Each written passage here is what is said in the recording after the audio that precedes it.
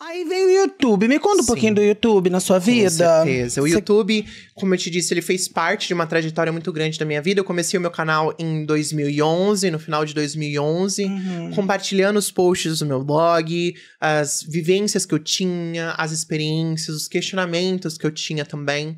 E em 2016, eu tive um vídeo meu que acabou viralizando, que foi exatamente um vídeo onde eu explico sobre minha identidade não binária, sobre não se identificar necessariamente apenas como homem ou apenas como mulher. Eu me identifico como eu mesma, como Briana, como algo que vai além desses dois gêneros. E eu não me vejo presa nas caixas sociais e de expectativas sobre como deve ser performado. Quando eu descobri sobre a não binariedade, eu descobri sobre a liberdade de construir a minha existência da forma que mais me agrada. E aí eu falei, pô, esse sentimento, essa descoberta foi tão libertadora, me trouxe tanto conforto. Eu acho que isso pode impactar outras pessoas. Porque eu lembro na época, amiga, que eu pesquisei no Google e não tinha resposta em português sobre não binariedade. Zero. Aí na época eu já falava inglês, consegui pesquisar em inglês, consegui pegar livros, ler pesquisadores, procurar pesquisas, consegui trazer essa informação para o português e comecei a compartilhar com as pessoas. Meus vídeos começaram a viralizar. Foi aonde eu comecei a poder fazer palestras nacionalmente, discutindo sobre não binariedade, sobre identidade de gênero, sobre orientação sexual, sobre saúde mental, porque tudo eu acho que tá interligado.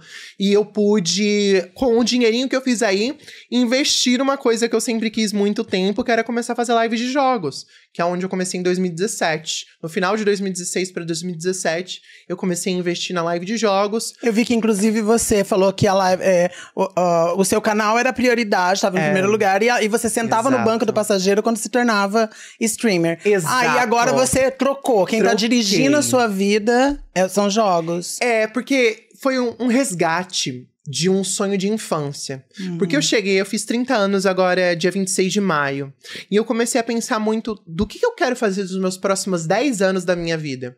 Porque se eu olho para os últimos 10 anos da minha vida, eu fui de uma pessoa onde era completamente infeliz, aonde não tinha visão nenhuma de uma possibilidade de um futuro, para agora com 30 anos, todos os sonhos que eu tinha de infância eu consegui realizar. E eu falo, poxa, se eu conseguir fazer tanta coisa nos últimos 10 anos, eu posso fazer muito mais coisas nesses próximos 10 anos. Mas eu preciso de saber o que eu quero fazer com isso. Será que eu quero continuar fazendo mais do que eu tô apenas fazendo agora? Será que eu quero fazer mais do mesmo? Ou será que eu quero realmente buscar algo que vai me trazer uma satisfação própria? E aí eu trouxe o sonho que eu sempre tive de produzir vídeos de jogos. Inclusive, esse era um dos meus desejos antes de começar o meu canal discutindo sobre questões de gênero. Mas eu não tinha equipamento que me permitia fazer isso. Porque, nossa, na época que eu comecei a postar vídeo no YouTube, era assim, pra o vídeo renderizar, que é quando você, pra explicar às vezes as pessoas que estão ouvindo a gente, quando você termina de editar o vídeo, você tem que pedir pro programa entregar o vídeo perfeito da forma que você editou. Com efeito, com imagem, com corte, com tudo. O meu computador levava 8 horas pra renderizar o vídeo. No começo também tinha e eu ainda levava mais, 10 horas pra poder upar o vídeo no YouTube. Então, tipo assim, não dava. Ou era um vídeo de só eu, ou era eu jogando. Não tinha como fazer as duas coisas. Então eu falei, bom, eu tenho essa outra frente que tá mais emergente agora, porque eu estava me descobrindo, eu estava adquirindo esse conhecimento. Eu falei, é isso que eu consigo fazer. E eu acho que essa é uma perspectiva legal, porque eu nunca tive uma explosão. Eu nunca tive, do dia pra noite, eu consegui, milhares de seguidores. Nunca tive 1 milhão de seguidor em lugar nenhum. Nem cheguei perto, nem 500 mil eu tenho seguidor perto de algum lugar. Mas foi a minha persistência em um futuro que eu queria alcançar que me permitiu conquistar as coisas que eu tenho hoje.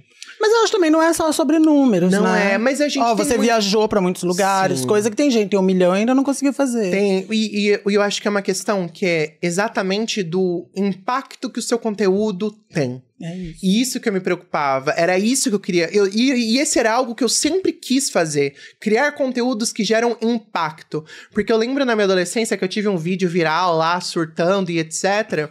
E aí eu lembro que eu conversei até, acho que você deve conhecer Camila Ukers. Sim, você já ouviu? Adoro ela. Gritos e tal. E ela falou, isso mesmo, continua gritando, continua fazendo vídeo gritando. Eu falei assim, não é isso que eu quero pro meu futuro. Eu não quero ser conhecida como a garota que grita, que xinga. Não é isso que eu quero. Porque a internet faz isso com a gente, né? Ela fala assim, por exemplo, eu já trouxe meninas aqui, desculpa. Eu já trouxe meninas aqui que trabalharam na prostituição. E são os vídeos que cresceram. Aí as pessoas acreditam que o meu canal é para meninas de prostituição. Aí vira e mexe, alguém fala, traz uma cafetina, traz... Eu falei, não, gente. Não é só sobre isso. Não é. Inclusive, a primeira pessoa que veio aqui era uma pessoa cis. Eu trago pessoas cis, eu trago pessoas que nem falam de LGBT. A semana passada, eu trouxe o maravilhoso Gustavo Gaiofato, que fala sobre comunismo. Então, as pessoas pegam a gente naquele e quer que a gente segue aquela linha. Quer que a gente segue. Mas essa é a questão. A gente precisa de ser fiel ao que a gente tem de plano pessoal. Sim. Porque se a gente se deixar levar pelo algoritmo, pelo que as pessoas querem, muitas vezes você vai seguir um caminho. Beleza, pode até trazer uns seguidores e tal. Mas será que você realmente vai estar orgulhoso do que você está fazendo? Será que é isso que você quer fazer só? Então, eu decidi, falei assim, não é esse o caminho que eu quero ir. Eu decidi um outro caminho, que foi mais difícil de conseguir seguidores, mas eu pude criar um conteúdo que gerou impacto real na vida das pessoas. E eu sei disso pelas mensagens que eu recebo, pelas pessoas que me contam que o conteúdo que eu trouxe permitiu com que elas se libertassem das amarras que a sociedade colocou na vida dela para ela buscar o próprio caminho dela. E eu acho que isso que é legal. Quando a gente pensa em representatividade, não é representatividade só por ser. É igual a gente tá num período muito político, a gente não tem que votar só porque a pessoa é LGBT. Não. Tem que entender quais são as propostas. Tá alinhada com um processo progressista? Ela se preocupa com os direitos humanos, com a realidade das pessoas trans? Quais são as propostas dela? Porque não adianta ser LGBT e tá vinculado a um partido conservador, a um partido que tá constantemente votando para retirar os nossos direitos de existência. Em São Paulo agora, inclusive, hoje, o prefeito atual foi criticado por alguns grupos evangélicos fundamentalistas porque São Paulo tinha algumas políticas públicas em relação à saúde de pessoas trans. Ele revogou essas políticas públicas que davam acesso à saúde para pessoas trans apenas para agradar o fundamentalismo religioso no qual ele tá tentando buscar se reeleger. Então, assim, não adianta a pessoa só por isso e aquilo. Tem que saber se ela tem realmente um impacto, se tem substância,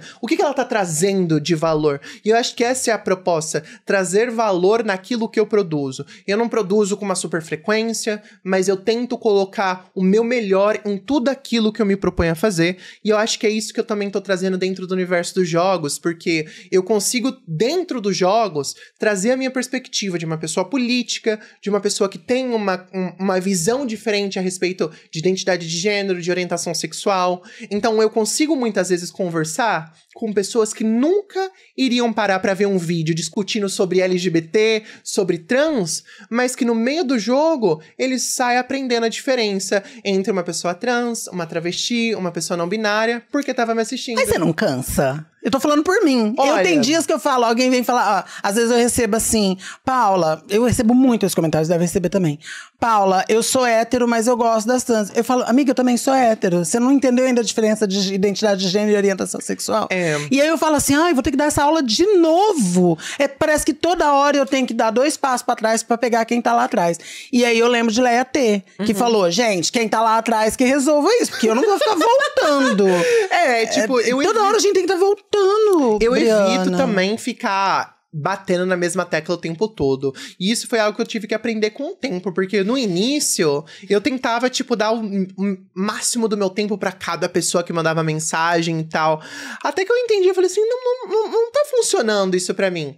Tô me desgastando demais. O desgaste. Eu não tô conseguindo ter o retorno que eu preciso em relação a isso pra poder sobreviver pra tudo, eu preciso de pensar de forma diferente. Então foi, olha, tem esse vídeo aqui que eu fiz, você pode assistir que eu acho que pode te ajudar. É isso. E é isso.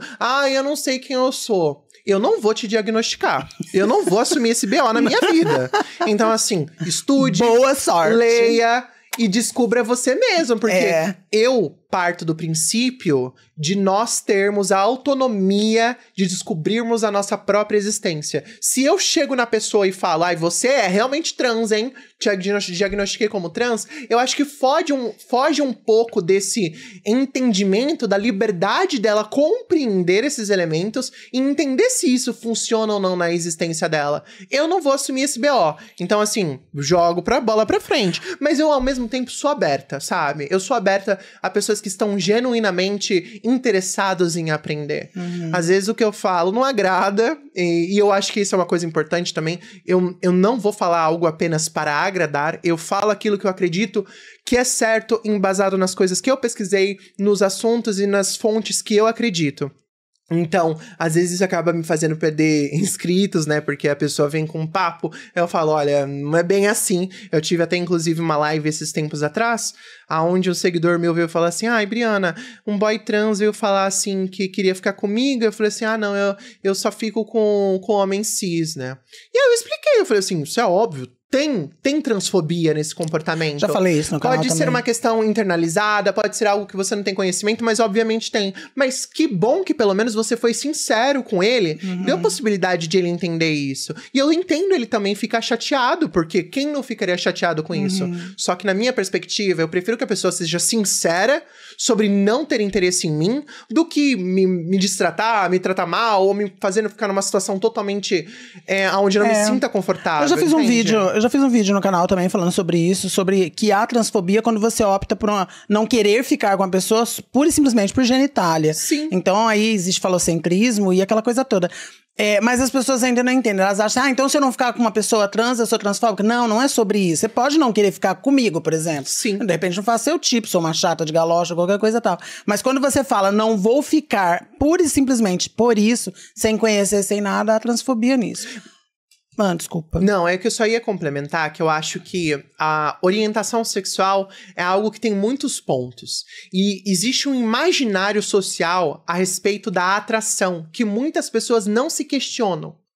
Eu me sinto atraído por homem, mas o que sobre homem te atrai? É a genitália? É a expressão? O que significa ser homem pra você? Muitas pessoas não param pra raciocinar isso. Porque a gente fala, é genitália então? Então você ficaria com uma travesti? Não ficaria. Mas então não é ser homem ter um pênis pra você? Então não pode ser uma travesti que tem um pênis? Não, porque é feminina. Então não é só a genitália. Então tem pessoas que não fazem esse raciocínio. E eu entendo também que o tesão, o prazer, a atração não é algo que necessariamente, conscientemente, a gente consiga virar uma chave e falar, não, realmente, faz todo sentido, agora as coisas vão. Eu acho que muitas vezes a gente tem que desafiar os nossos próprios dogmas que a gente foi instalado pela sociedade e entender por que é assim. Por que eu não posso amar uma mulher de peito e pau? Qual que é o problema? Por que eu não posso me sentir atraído por um cara que não tem um pênis? Por que não? Porque eu não posso me permitir explorar esse sentimento, explorar essa atração. Eu acho que as pessoas têm muitos receios do julgamento social, têm receios que a sociedade jogou a respeito de quem se relaciona com esse tipo de pessoa. Mas elas acabam se limitando. Mas pode ter feeling também, não pode? Por exemplo, eu acho você linda, mas eu não teria atração sexual por você. Sim. É maravilhosa, mas não sei se eu ia querer estar por aí, entendeu? Sim. E isso não tem a ver porque eu fui criada pra não gostar de uma mulher maravilhosa como você. Com certeza que não, porque orientação sexual é uma coisa muito interna e pessoal. E eu acho que vale a pena a gente conseguir entender, é assim que eu me sinto? Ótimo, então eu vou respeitar esse sentimento, eu vou tentar entender como eu vou comunicar isso para as pessoas da forma mais respeitosa possível, mas eu acho que as pessoas elas nem pensam exatamente sobre de onde vem a atração delas. O que significa atrair? Eu me sinto atraído por pessoas masculinas, mas é só pessoas masculinas que têm pênis? Ou você tá aberto para outros tipos de masculinidade? Eu me sinto atraído por pessoas femininas. Mas é só pessoas femininas que têm vagina? Ou é outras corporalidades e expressões femininas? Porque eu sempre tive isso na minha vida com essa. Nossa, gostei de você, me sinto atraído por você. Mas quando eu penso que você é trans e o que você tem aí, eu fico assim, confuso. Então, assim, é exatamente, eu gosto de até criar esse bug na cabeça deles. Porque eles se sentem atraídos e ao mesmo tempo eles se sentem, assim, quase que auto-julgados. Porque eu não me enquadro na expectativa de feminilidade deles. E a gente entende que a atração tá muito além do que apenas uma genitália especificamente, né? Vamos entrar num diálogo? Primeiro, Briana, presta muita atenção no que eu vou te falar, amiga. Eu não tenho conhecimento sobre todas as coisas. Eu sou uma mulher trans, eu tenho 52 anos, eu trabalho na internet há pelo menos quase 11. É óbvio que eu já me deparei com vários assuntos. Eu já trouxe outras pessoas não binárias aqui. Você já foi pauta num diálogo aqui, onde eu te usei de exemplo. E eu vou chegar lá também, que daí eu vou ter que assumir um pouco da minha culpa. Mas a gente precisa entender um pouquinho mais sobre não binaridade. Como não vem muitas pessoas aqui não binárias, é importante que toda vez que vier, eu jogue aqui um defunto pra você cuidar aí. Tá. E aí, vamos lá. Tá bom, pode hablar. Ai, meu Deus. Tô pronta.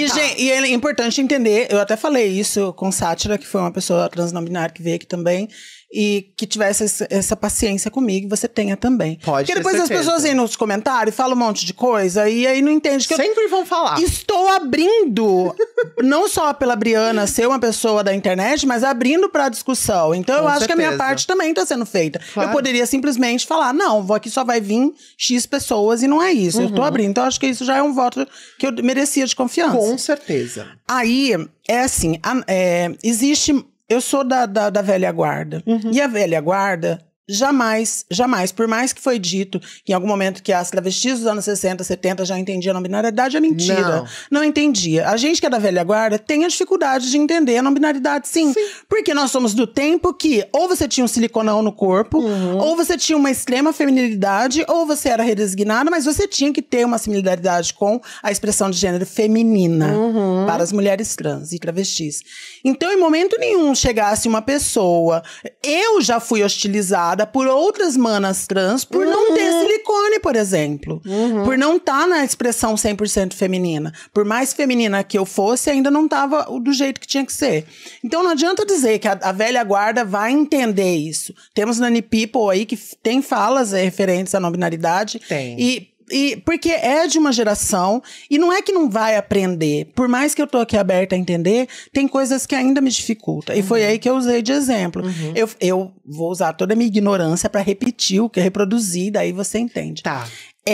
Eu sempre entendi que a não binaridade, o termo, a palavra não binaridade, surgiu para aquele aspecto que eu chamava de jacaré-baleia. Você não sabe se você tá na água doce ou se você tá na água salgada. Então você tá naquela fase de transição, cabelinho curtinho, surfistinha, aí uma blusinha mais apertadinha. Algumas expressões femininas, algumas masculinas e... Andrógena.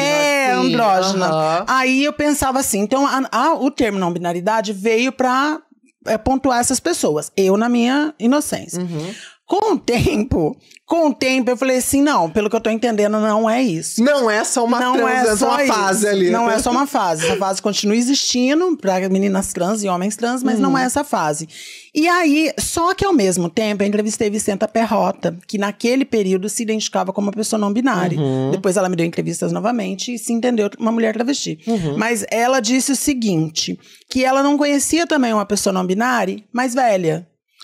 Porque ainda, então, continuou entendendo que a não binaridade estava em processo de transição.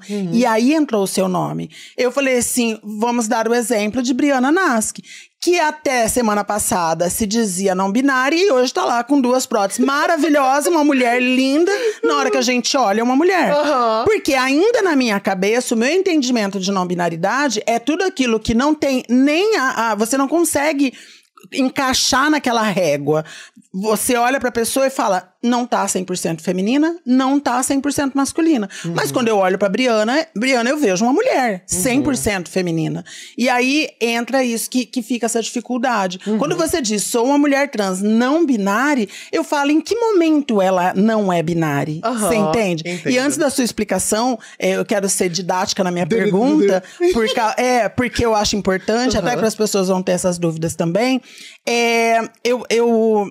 A pergunta que fica é assim, a não binaridade, ela não vai chegar uma hora que todo mundo vai chegar e falar assim, tá, eu sempre achei, eu falei isso pra Sátira quando esteve aqui, de maneira cômica, inclusive, eu falava assim, pra mim, no começo, eu falava assim, a não binária é uma pessoa feia. E aí, gente, pelo amor de Deus, eu já mudei esse pensamento. Mas eu pensava assim, é uma pessoa feia que não conseguiu chegar lá nem cá, e aí ela falou, vou criar a palavra não binária pra poder me encaixar. E a maior das dificuldades que eu vejo de todas as manas que eu converso, as mulheres trans em geral, principalmente mulheres trans, é dizer que faz parte do guarda-chuva trans. Isso traz um elemento porque nós, mulheres, agora eu tô falando, colocando mulheres trans e travestis, eram as que apanhavam. Nem a bicha poc-poc, que a gente coloca aquela mais fervidinha, que a gente pode usar esse termo, ela ainda conseguia falar, tá bom, vou pôr aqui um terno e uma gravata e eu vou conseguir, nem que diminuir meu jeitinho, eu vou passar. Mas quem apanhava nos anos 60, 70, 80, não era não binários, não era bichas poc, eram as travestis. Claro! E aí quando você coloca no mesmo guarda-chuva dessas manas que sofreram, puta que pariu, pessoas que não vão passar por esse processo de sofrimento, as meninas se sentem mal. E eu entendo. Entende? E agora eu fico feliz que você tá aqui, porque eu tenho certeza que você vai ser didática na sua resposta, sem querer me bater. Não, Obrigada. imagina, de nenhuma forma. Eu acho que até vou trazer esse último ponto que você trouxe em relação do T, né? Atualmente no Brasil, dentro da sigla, a gente compreende o T representando por transexuais, transgêneros e travestis. Porque a gente tem até a própria identidade de travesti, é uma única identidade que a gente encontra na América Latina, que ela tem um entendimento que vai além do que a gente entende da expectativa de homem e mulher, porque através da pesquisa a gente percebeu que tem muitas manas que se identificam enquanto travesti, enquanto uma experiência de gênero feminina que vai além do que um homem, uma mulher. Ela é uma travesti. E esse próprio entendimento a gente traz para pessoas trans no quesito de transgênero. Transgênero é um termo que foi culminado, inclusive, por uma pessoa trans nos Estados Unidos, em meados dos anos 80 também. E essa pessoa era uma pessoa trans, feminina, mas que não se identificava necessariamente enquanto uma mulher ou enquanto um homem. E trouxe o quesito do transgênero exatamente para dizer que era uma questão de transição de gênero. Gênero enquanto entendimento interno de quem ela é. Porque antes da gente poder externalizar quem somos, a gente compreende quem a gente é no nosso coração. A gente sabe quem nós somos, pode arrancar o nosso cabelo, tirar as nossas próteses, a gente vai continuar sendo quem somos. Eu até gosto de conversar isso quando eu encontro homem cis e tal, que eu falo assim, bom, anualmente, a gente tem uma média de 5 mil homens cis que têm o seu pênis amputado devido à falta de higiene e câncer. Esses homens deixam de ser homens porque eles não têm pênis? Não deixa. Ah, então quer dizer que quem você é não necessariamente é porque o que você tem no seu corpo. Eu não mudo da minha identidade pelo que eu expresso ela. A gente tá dentro de quem somos. Então, a gente entende a não-binariedade como um entendimento interno de onde eu pertenço dentro da sociedade. Não tem a ver com o externo. Não necessariamente. Porque antes do externo, a gente tá falando de expressão de gênero. Primeiro, eu sinto, eu identifico, eu reconheço quem eu sou. Depois, eu encontro formas de expressar para o mundo quem eu sou, aonde eu estou e aonde eu pertenço. Enquanto pessoas não binárias, é um termo que foi criado, o não binário especificamente, no início dos anos 80, nos Estados Unidos, principalmente com o movimento queer, com as discussões de identidades que vão para além das expectativas que a gente encontra, de apenas homem e mulher. Pessoas que colocam à prova o nosso entendimento de gênero, uma mistura de elementos, uma mistura de expectativas, mas isso não é uma regra. O não binário é exatamente a não regra de existir. Enquanto pessoas femininas, enquanto mulheres, a gente tem elementos no qual a gente sabe que uma figura feminina carrega dentro de si, da mesma forma que a gente sabe de elementos sociais que carregam um homem, por exemplo. O não binário, ele não se aposta de um grupo específico. Ele vê tudo enquanto partes do seu quadro que ele consegue pegar e pintar pra construir a sua própria identidade. Posso dar um adendo só nesse pedacinho? E aí você continua, só pra gente não perder esse... Mas aí tem a questão, por exemplo, das cotas trans em alguns locais. Sim. E aí tem Briana, 2 metros de altura, uma mulher que eu consigo... Peituda! Peituda. E aí tem essa vaga pra uma pessoa trans. Só que quem vai ocupar vai ser aquela que vai estar mais próximo daquilo que essa empresa quer. No geral, eles optam por gays brancos e padrões, tanquinho. Mas se eles tiverem que optar por uma pessoa trans, vai ser aquela pessoa trans que tá mais próxima do que eles querem. E aí, talvez uma pessoa não binária, que você disse que ela não quer se encaixar em lugar nenhum, mas ela vai se encaixar nessa vaga. Fiz essa mesma pergunta pra Sátira, ela disse assim que daí é um problema com a empresa, que a empresa deve resolver. Também. Eu concordo, mas ao mesmo tempo eu entendo que então não dá pra dizer que faz parte do mesmo bloquinho, uma outra experiência de transgeneridade. A gente tá falando, quando a gente usa... Eu gosto do termo transgênero. Tem pessoas que não abraçam esse termo. Fala que é realmente uma questão... transexual, tô mudando tudo do meu corpo, e só assim quando... E a gente, eu acho que você, muito a plena, você já deve ter conhecido muitas dessas pessoas trans que diz assim, que você só é mulher mesmo quando você faz tudo, quando você faz a redesignação, quando você faz o hormônio, quando você bota o peito e você se enche de coisa. Aí você foi. Até lá você não é ainda. A gente viu muito disso, né? Eu já passei 2 fases. Eu vi aqui, eu só seria travesti se eu tivesse silicone, e eu vi a segunda fase que eu só seria mulher se tivesse pepeca. Já ouvi as duas. Tem muitas desses pesos. Então, é uma dificuldade que, enquanto políticas públicas, a gente, enquanto comunidade, enquanto políticas públicas, a gente tem que conversar juntos para encontrar uma solução. Eu não consigo te trazer uma solução porque eu acho que a gente entra num ponto da pessoa ter consciência dos seus próprios privilégios. E nem todo mundo tem consciência. Não. Nem todo mundo entende o local que está e respeita o local que ela pertence, respeita outras pessoas que não pertencem àquele mesmo local. Da mesma forma que eu, enquanto Briana, que vivo a minha identidade feminina, com estereótipos femininos, eu gosto disso. Eu não uso estereótipos femininos porque eu quero parecer, ou estar, ou ser vista como mulher. Eu uso porque eu gosto. Se amanhã eu falar assim, cansei de fazer isso, eu vou continuar sendo a Briana, independente desses elementos. Mas é inquestionável que nós, enquanto nossa corporalidade e a nossa expressão de gênero, a gente sofre opressões sociais e limitações sociais que é completamente diferente de uma pessoa transgênero que consegue passar percebida como uma pessoa cis na sociedade. Sim. E aí eu acho que, ao meu ver, é necessário que essa pessoa também compreenda os privilégios que ela tem, as limitações que ela tem enquanto a sua experiência social, e entenda como essas políticas sociais são exatamente para abraçar pessoas que, de outra forma, o único espaço que talvez a gente teria a possibilidade de ter alguma ascensão é numa esquina, é na sarjeta, é na obscuridade, porque a gente não consegue fazer um cisplay para conseguir se encaixar numa vaga no qual eles estão procurando um homem cis, por exemplo.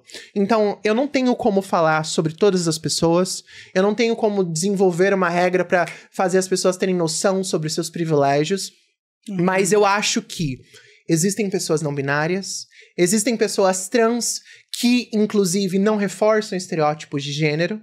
Existem pessoas trans que não sentem a necessidade de fazer mudanças em questão de hormonal, cirúrgica, e a sua identidade ainda continua intacta. Porque eu acho que é importante a gente entender que a identidade vem antes do seu corpo, da sua expressão, da sua maquiagem, do seu cabelo. Isso são outros elementos que te permitem comunicar com outras pessoas. Olha, eu pertenço nesse espaço, eu me interesso sobre isso, meus pronomes provavelmente são elas. Você tá vendo os estereótipos que eu estou usando aqui para comunicar isso para você? Então, tem essa dificuldade maior. E agora, nas pessoas não binárias, a gente tem uma complexibilidade muito grande também, porque a gente vai para muito além daquilo que a gente já conhece. É muito além do ela, do ele. Às vezes tem outras formas que a pessoa quer encontrar de ter a sua identidade validada enquanto sociedade. E eu acho que isso é algo que a gente vai desenvolver enquanto sociedade, enquanto pessoas não binárias existem.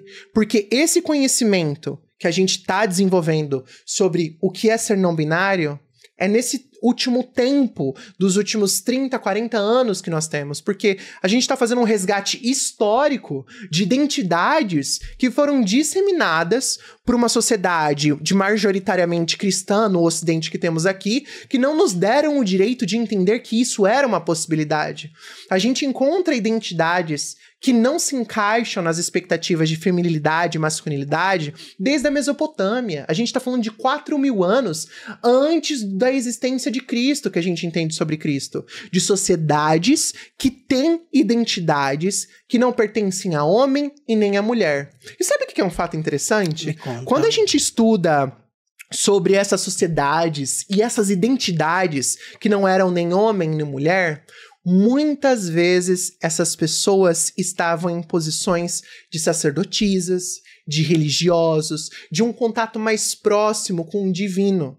Então a gente entende muito bem como essas identidades não seriam convenientes para uma religião no qual coloca o masculino enquanto a ápice máxima do poder. Ah, mas a gente já sabe do apagamento que a religião faz sobre a mulher também. Também. É uma religião falocêntrica. Sim. É o homem acima de tudo. Deus, inclusive, é visto enquanto um ser masculino.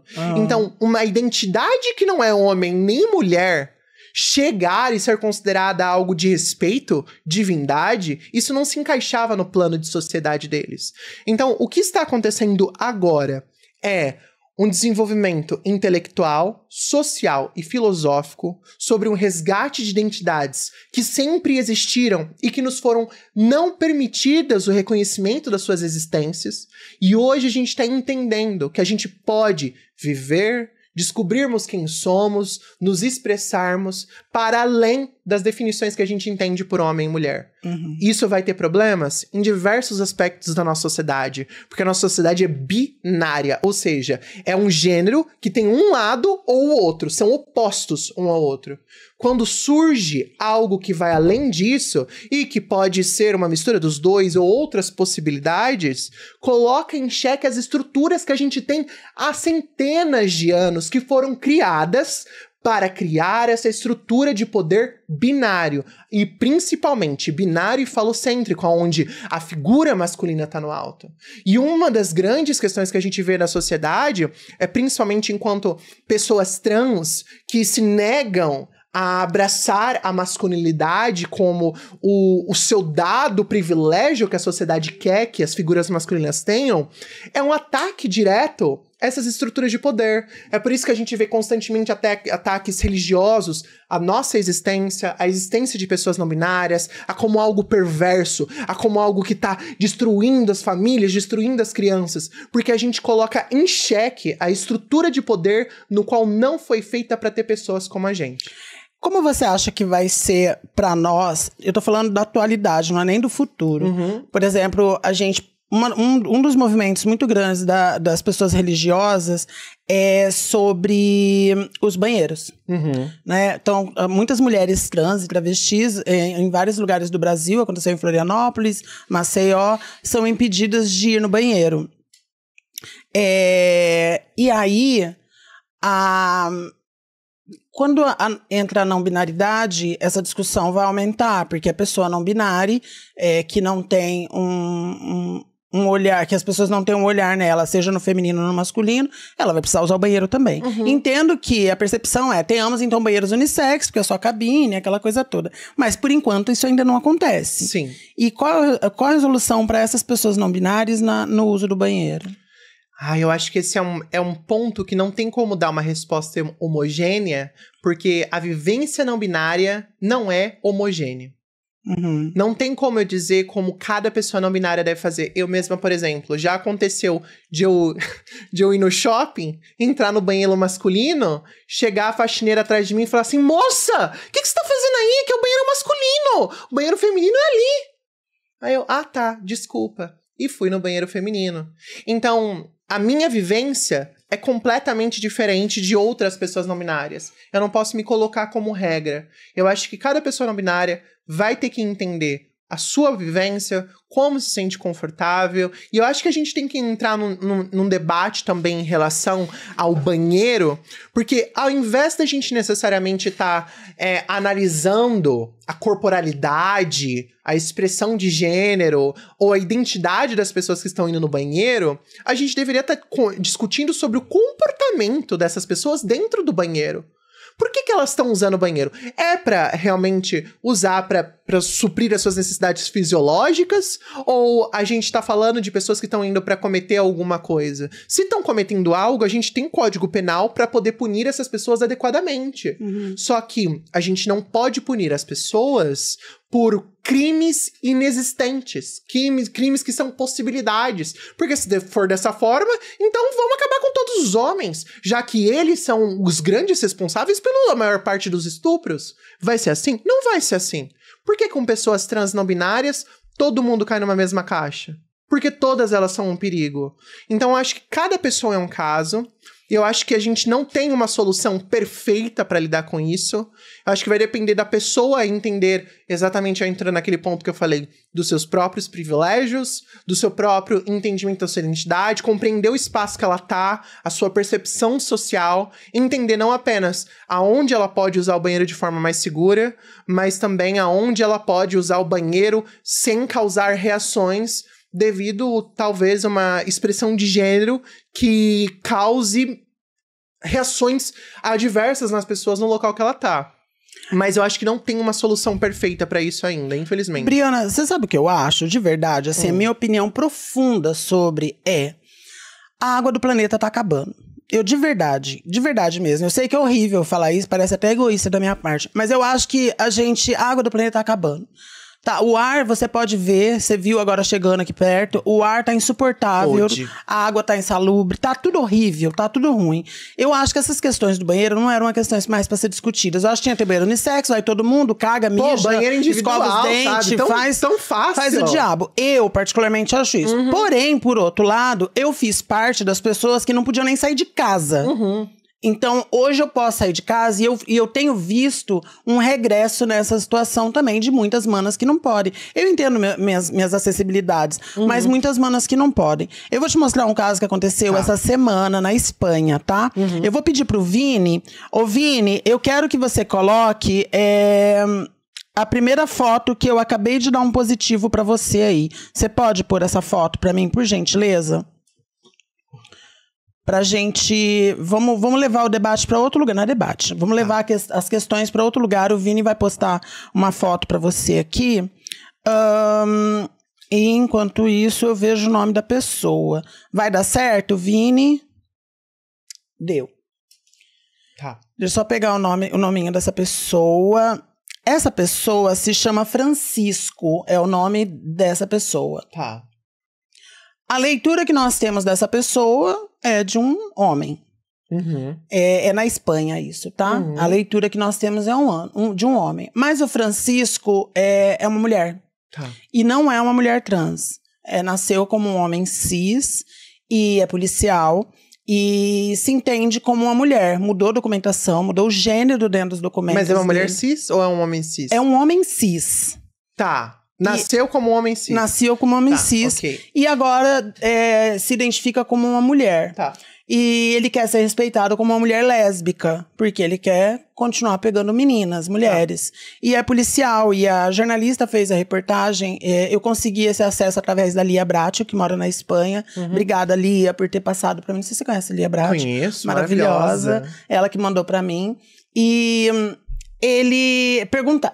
desculpa, agora fico... Ela. Ela diz que é uma policial. Tá. Quer ser respeitada como uma mulher lésbica. Mas você entendeu que é um homem cis. Não passou por processo de transição algum. Tá. Fez a mudança dos documentos. E aí a jornalista pergunta... mas você pode revistar mulheres? Você pode pôr a mão nas genitálias de mulheres? Ela disse sim, porque eu sou uma mulher documentada agora.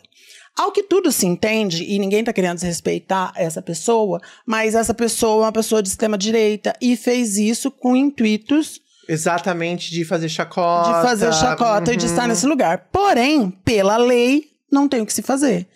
Ela pode entrar no banheiro feminino. ela pode estar junto conosco, porque ela se identificou como uma mulher. E vai ser assim. Vini, você coloca a foto da segunda pessoa, não a que eu mandei agora, a anterior. Por gentileza, dá pra você trocar? Eu te mandei, né, Vini? Nem sei se eu mandei também, coitado. É isso, a da matéria. Eu acho que eu consegui sem o texto. Pode pôr com texto, não tem problema não. É de um jornal, não vou saber identificar qual jornal que é. Mas daí você coloca só a foto, não precisa ser o jornal não, vai ampliando. Isso. Essa pessoa aí se chama Antônio, acho que é isso, na matéria deve falar. É do jornal É o Mundo, também é da Espanha.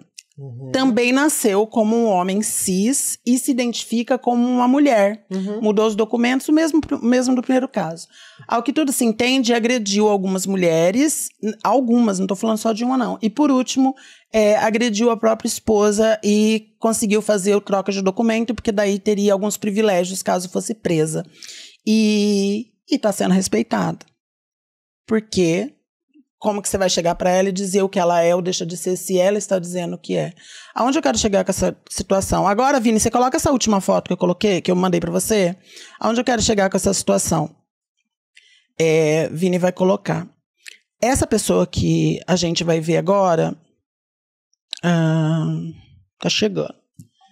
Essa pessoa que a gente vai ver agora é uma convidada minha que veio aqui no canal, que é a Daisy Biso, maravilhosa. A do lado sou eu, horrorosa. A Daisy, pode diminuir pra gente ver o corpo lindo dela e tá ótimo. A Daisy Biso é uma travesti, ela também belíssima. Ela também tem as questões dela sobre nominalidade, quando você tiver a oportunidade de assistir o vídeo dela. Tadinha, eu ri em alguns aspectos, porque a gente entende as limitações do conhecimento dela em relação à não-binaridade, mas ela é uma ótima pessoa. Essa é a Daisy Biso. Essa é o tipo de mulher que vai sofrer bastante quando for entrar no banheiro feminino. Ao contrário das outras duas imagens que eu te mandei, que vão ter essa acessibilidade ao banheiro feminino porque trocaram o documento e ninguém vai se dar de frente com aquelas pessoas lá. O que eu quero dizer por isso que eu falei e volto a dizer, a minha preocupação, pode tirar, Vini, obrigada. A minha preocupação a água do planeta tá acabando. A gente precisa discutir sobre isso também. Chegou a hora de discutir sobre isso. O banheiro era para ter ficado lá atrás. Entendo ainda a necessidade.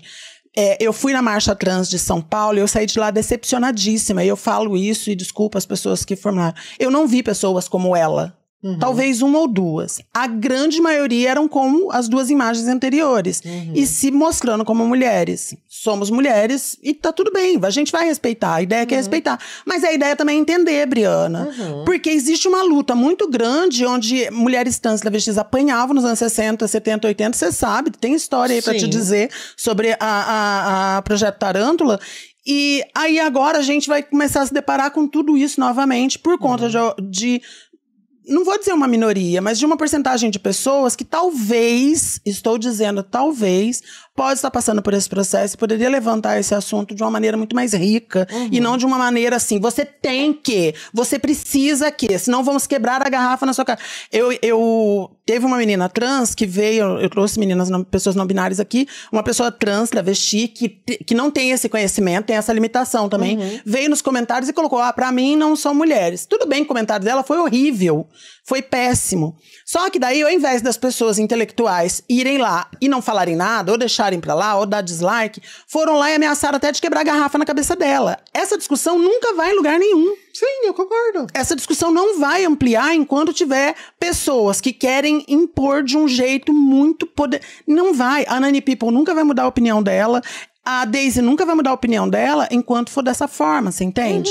Enquanto não vier a Briana de maneira didática e tentar especificar. Mas eu acho que a gente tá falando aqui de querer com que todas as pessoas tenham paciência, noção da sua própria existência, muitas vezes do que os seus privilégios e limitações da sua expressão de gênero permite fazer. Eu acho que na questão dos dois específicos que a gente tá falando ali de falsidade ideológica mesmo. Sim, eles estão falsificando a própria identidade deles pra tentar burlar o sistema. E eu acho que aí a gente encontra uma problemática nas nossas políticas públicas, porque a gente também poderia encontrar formas de conseguir identificar. Tá, realmente, essa pessoa se identifica assim? É uma forma que ela realmente se identifica? Como ela se identifica a isso? Não, eu não sei exatamente como, com uma junta, com um grupo. A gente aqui no Brasil, por tanto tempo, a gente teve tanta dificuldade para ter acesso à terapia hormonal, sendo obrigada a passar por tanta coisa. Nós, enquanto pessoas trans mesmo, então... Será que talvez a gente não conseguiria recorrer à justiça para falar, essa pessoa aqui obviamente está usando esse recurso que foi utilizado de forma errada, deturpando Eu concordo, isso. mas como que você chega pra uma pessoa e fala isso? Porque aí se você tem essa possibilidade de chegar pra esses dois que eu mostrei anteriormente, a possibilidade de fazer, eu posso chegar pra pessoa não binária e falar, não, você não tá na régua do que foi definido, porque se você tiver, esses daqui também estão. É por isso que a gente tem que conseguir encontrar uma solução enquanto grupo. Não é individual. Eu não vou conseguir chegar aqui junto com você e encontrar uma solução de políticas públicas. Concordo. Por isso que eu acho que a gente tem que falar enquanto grupo. A gente tem que falar enquanto grupo intelectual de pessoas trans que estão estudando sobre a sua própria existência. A gente desenvolver políticas públicas que vão conseguir nos abraçar e nos proteger de pessoas mal intencionadas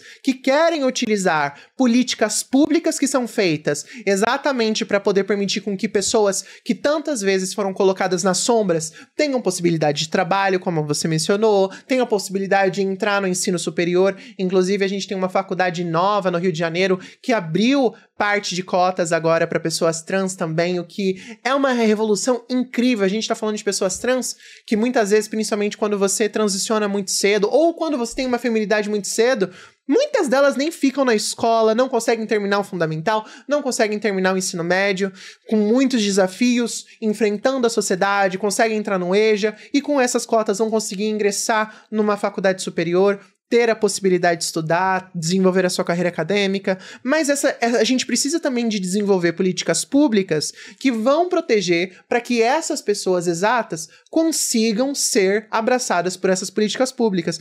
Não só pessoas trans, mas no Brasil a gente tem Bolsa Família, a gente tem cotas raciais, que são exatamente políticas públicas que buscam equilibrar desvios, desequilíbrios sociais. Mas mesmo a gente sabendo que a função primordial dela e para quem elas são, a gente toda semana tem algum branco que entrou por cota de pessoas pretas. Eu sei A gente tem pessoas ricas ganhando Bolsa Família. Também sei. Então a gente sabe que existem pessoas mal intencionadas em todo lugar. Mas a gente tem que buscar formas enquanto sociedade, enquanto grupo, para buscar soluções que vão ser práticas para isso. Eu vou falar uma coisa também pesado e polêmico ao mesmo tempo. E a polêmica vem no seguinte, Briana. Eu acho que já que você diz que tem que ter esse diálogo entre grupo, e eu concordo plenamente com você, eu acho que algumas pessoas trazendo esses novos assuntos, e veja bem, eu entendo que a não-binaridade não nasceu ontem, mas dentre todas as diálogos que nós tivemos, é um diálogo novo. Talvez tenha que ceder em algum aspecto um pouquinho, porque... Por que eu tô falando isso? Nós estamos em 2024. Eu falei pra você sobre as travestis que apanhavam nos anos 60. As travestis se prostituíam nos anos 60, prostituíam nos anos 70, se prostituíam nos anos 80 e nos anos 90. Esse estilo de travesti, no caso dela. Muitas discussões foram feitas, muitas coisas foram abraçadas, as cotas trans na universidade, não sei o quê, mas... As travestis como ela continuam se prostituindo. O que significa que nós não andamos nada. A gente só tá andando com hoje não binaridade, amanhã com, sei lá, uma nova letra ou uma nova consequência, mas as travestis do início, as que vieram, as que carregam o peso de toda a discussão, continuam se prostituindo. É culpa de pessoas não binárias? Não é sobre isso, de jeito nenhum. Inclusive, Sasha já levantou esse assunto. O problema não é delas. Mas o problema é que quando você tem uma marcha trans onde não tem uma travesti, é porque talvez essa marcha trans não abraçou todas. Se as travestis têm medo ainda de estar nesses lugares... Você vê travesti em boate LGBT? Não tem. As que tem é porque tem acessibilidade. Ou é famosa, midiática, ou eu fui na marcha trans. O que tinha lá ou era midiática, as youtubers, assim, ou era política. Erika Hilton, Leonora Aquila estavam lá. Mas as travestis mesmo ainda têm medo de estar nos ambientes LGBTs. A culpa não são só das políticas públicas, mas também de alguns LGBT, sim. Existe exclusão dentro da massa. Ser LGBT não significa que a pessoa é automaticamente boa, ou maravilhosa, ou abençoada. Concordo plenamente. A gente tá falando de indivíduos que têm personalidades, têm caráteres diferentes, e que LGBT é só uma parte da sua existência. Agora, eu acho que é importante a gente tentar se comunicar com as travestis que você está dizendo que estão na rua, de entender por que vocês não estavam na marcha. Aonde vocês estavam? Qual que era a questão que impossibilitou? Porque esse outro grupo de pessoas estão se reunindo numa marcha política que é para abraçar todas as pessoas trans e você preferiu não estar naquele lugar. Você não preferiu, você não pôde, porque o que a gente vai fazer aqui é especular sobre algo no qual a gente não tem informação. E especular sobre algo que a gente não tem informação é o que os fundamentalistas religiosos fazem sobre a nossa existência. Na verdade, eu tenho essa informação. As travestis não vão porque elas sentem transfobia dentro desses grupos. Não tô falando do grupo não binário só, não. Tô falando no grupos LGBT em geral. E isso você sabe que é verdade. Sim, a transfobia é algo realidade dentro do nosso grupo. Eu acho que qualquer pessoa que iniciou uma transição, mesmo que seja uma pessoa trans, binária, uma mulher trans e etc., vai encontrar pessoas, tem grupos do Facebook, se você entra, que vão tá lá querendo pontuar. Você só é mulher de verdade se você fizer isso, fizer aquilo. Até lá você não é ainda, não sei o que lá. Tem muitas formas diferentes. Eu acho que a gente, enquanto grupo, a gente precisa de fazer um senso maior para compreender quais são os motivos que elas estão sentindo transfobia. A transfobia tá vindo de quem? Como que a gente pode abordar isso? A gente tá faltando educação dentro do próprio grupo? Qual que é o problema da transfobia delas? Porque elas têm muita passabilidade, pouca passabilidade, ou elas precisam de ter algum procedimento para não sofrer transfobia? Quem que tá praticando essa transfobia? Porque a transfobia é o ato de você não respeitar a identidade daquela pessoa. Às vezes ela pode vir de maneira velada também. É o que a gente vive todos os dias. Eu sei das minhas acessibilidades. Eu fiz parte da organização da parada até em 2016, da parada de Campinas. Com todas as minhas acessibilidades, com todos os meus apontamentos, com tudo que eu poderia usar de privilégios, aspas, pra poder me manter lá, eu mantive até o dia que eu não aguentei mais. Por quê? Porque alguém apontava, você é trans, não pode ficar aqui? Não, mas porque toda vez que eu levantava alguma discussão e dizer, gente, igual teve uma discussão lá, pra você ter um exemplo. Só pode subir pra fazer show quem for drag de lace maravilhosa. E eu falei assim, gente, enquanto vocês estão abordando isso, tem travesti morando na rua, não é melhor chamar as da rua pra elas falarem as problemáticas dela? Ai, militante demais, não sei o que, não sei o que. Aí, chega uma hora que você fala, cansei de bater de frente. Marcha trans, você vai lá, as pessoas no geral estão falando sobre corpos que não são parecidos com o meu. Então, aí eu falo, é um guarda-chuva trans, mas eu não me senti representada. Não que alguém falou, você não pode ficar aqui, mas talvez eu não queira estar mais nas próximas, entende? Então, talvez ninguém vai entender como transfobia. Você chegar hoje pra alguém falar assim, você é transfóbico. Eu falo, não sou, eu até aceito vocês aqui em casa. Você entende o que eu tô querendo dizer? Entendo. Se você chegar pra um pastor e dizer, você é transfóbico, dependendo da igreja, ele vai falar, não sou, até te aceito aqui na igreja. Porta aberta não significa não ter transfobia, porque a porta da igreja tá sempre aberta. Sim. E às vezes, só que você debater com uma pessoa da LGBT é muito mais difícil. Porque se você chega para um fundamentalista e fala, você é transfóbico, ele talvez entenda, sou mesmo. Como já tivemos um presidente aí que falou isso. Mas quando você chega para uma pessoa LGBT e fala, você é transfóbico, a pessoa fala, não, eu também sou trans, eu também sou gay, eu também sou lésbica, eu também faço parte da comunidade. Isso me lembrou uma história que eu acho que modificou muito a forma como eu olho o meu trabalho e como eu modifiquei meu trabalho no decorrer dos anos discutindo sobre essa temática toda. Eu comentei pra você que antes eu tentava dedicar o meu tempo individual pra cada pessoa que mandava mensagem, me consumia com aquilo, só que ao mesmo tempo eu não tava fazendo dinheiro nenhum.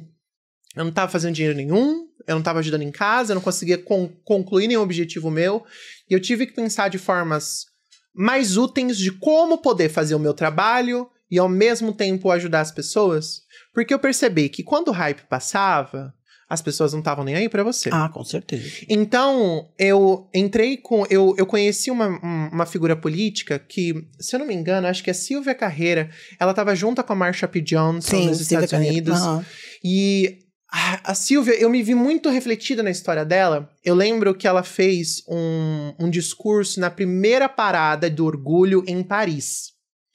E a gente tá falando de uma parada do orgulho que foi desenvolvido exatamente pelas pessoas queers, pelas travestis em Nova York, lutando pelos seus direitos. Aquele movimento que era pra ser um movimento político, em busca de uma comunidade marginalizada, de uma comunidade que não tinha acessos, de uma comunidade que estava sendo espancada, que estava sendo preso, se tornou uma outra proposta que era muito mais comercial e lucrativa para homens brancos, cis, gays, do que com a proposta de realmente trazer os fatos e os pontos importantes que a gente precisa de trazer. Eu lembro que na parada ela falou, tá todo mundo aqui festejando e dançando, mas eu tive que lutar pra subir nesse palco pra falar sobre as pessoas trans que estão presas e que ninguém tá ajudando a tirar, que ninguém tá ajudando a sair da rua. E ela tentou lutar tanto com esse movimento que cresceu pra eles fazerem alguma coisa que ela se decepcionou, foi morar nas ruas, morou nas ruas durante muito tempo, enquanto uma pessoa sem teto, morando em barraca, numa situação super insalubre, porque ela adquiriu uma depressão muito grande, porque ela viu que todo aquele movimento que era para ser político e social se tornou um movimento comercial. A parada tá aí pra dizer isso.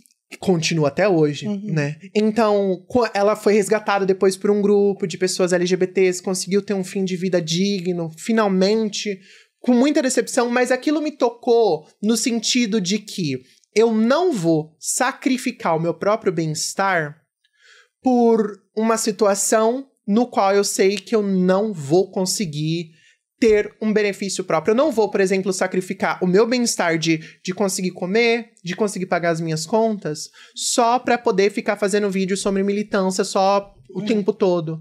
Porque eu também tenho que pensar no meu bem-estar, sabe? Então, assim, a parada, eu tenho sem dúvida que deve ter muitos problemas que precisam ser resolvidos. E que não é de agora.